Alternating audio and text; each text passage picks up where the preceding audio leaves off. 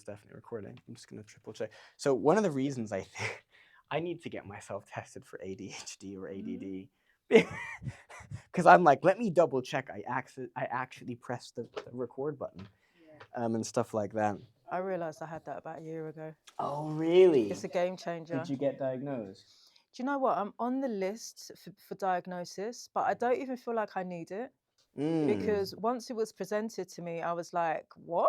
And then I was like, oh, right. So I've just spent like the last, probably most of my life adapting, but realizing that this is part of me was like, that's why. Okay, yeah, right. This makes sense why that experience in that workplace was so bad.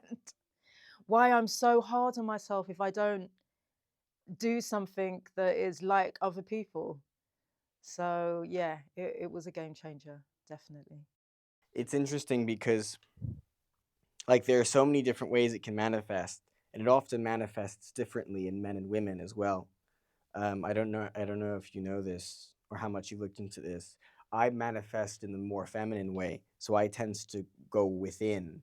This is one of the reasons why it's often harder for women to get diagnosed because a lot of the diagnosis comes from school, Right. and they only notice if you act out, which boys with ADHD are more likely to do.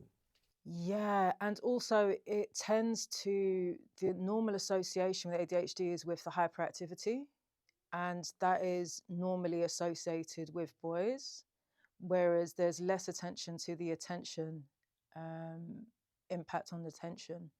And yeah, so yeah, you're right, it gets picked up in a variety of different ways. And also in people who have been in the workplace for a while. So I know that a number of my friends, when their children had the diagnosis in school, they identified the symptom, the how it shows up, and they were like, okay, yeah. That is exactly the same for me as well. So it's kind of through their children. I've heard this actually. Sometimes it only gets diagnosed in people when their children get diagnosed. I think someone on the show actually told me this. I can't remember who.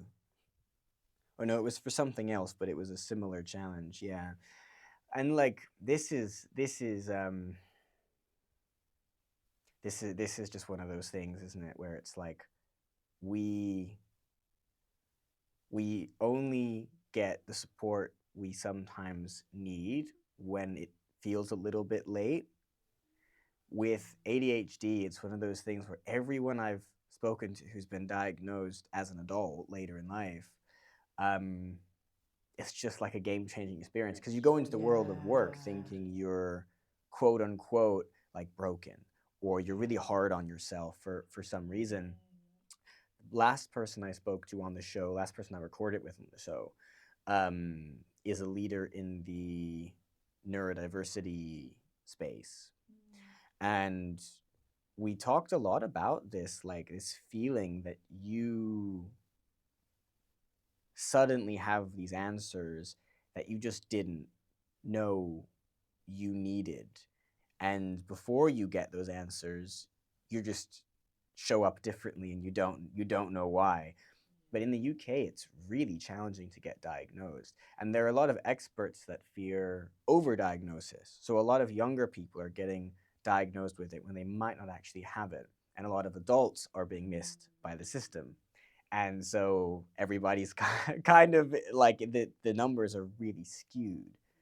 Um, it's challenging. Yeah, it is an interesting one because I think a number of people don't take it seriously.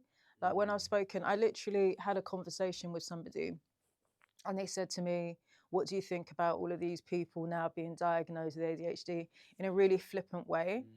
And I said, well, yeah, right now we're in a conversation and I can see people walking past nonstop and I'm having to hyper focus on this conversation. And that's how it shows up for me.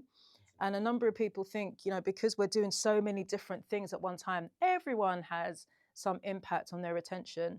But when the questions that come through for diagnosis are from childhood. So, and I think that's the distinction, with any form of neurodiversity or disability, it's about the long-term impact and how long you've had some of those characteristics for. And I think that's the really important factor there. It's trying to get that picked up by the system, really. With the NHS, it's like their waiting lists are so long, they will take any excuse to get you off of that list. And that is, for me, that's what made it challenging. At this point, I just basically gave up trying to find diagnosis. Like today, we're recording basically an hour late, and it's 100% my fault. I missed a train from my house by about 2 minutes. Because of that, I missed a train from the station by 4 minutes. Because of that, I arrived in Brighton 25 minutes late, and it turned out that whole process was already like half an hour behind. So I just misjudged the timing as well. And this happens really often. And then I beat myself up for it, try to put systems in place. Yep. Sometimes it works and sometimes it doesn't, because I have this interesting challenge where the way I've always described it is I don't feel time. And I used to, and still kind of do, wear that as like a badge of honor. Like, I don't feel time. I'm not John. Do you know what I mean? If I have to wait 10 minutes for a train, I've got so I many don't care. cultural stereotypes going through my head right now. Oh no! What have I done? And you know what someone said to me is that that's actually a symptom of ADD or ADHD. It's called time blindness. So this is an actual thing, and I'm like, oh, okay. And you don't know these things until, and obviously I don't want to sit around and self-diagnose. And to be honest, some of my creativity and some of my, like, some of the things I'm good at might come from some of these things. Oh, so I'm not, 100%. I don't want to fall into the trap of beating myself up for it, but I know I used to a lot. Absolutely. When we talk about culture and we talk about cultural expectations and cultural fit in particular, we're talking about particular ways of things being done. So the amount of times I see in job descriptions, you must have attention to detail, for example. And this came up in one of the organizations that I work with. And I was like, that immediately that's counting out so many people with ADHD, but also people who may not have that characteristic. But it's something that it's like a staple that is included in all job descriptions. And this understanding of different ways that we can nurture just different ways of working, like in culinary tech, for example. I love the fact that we all had that session where we were like, what is your preferred way of working? And I think that's really important. It wasn't even about neurodiversity. It was just, what is your preferred way of working? You're talking about timing.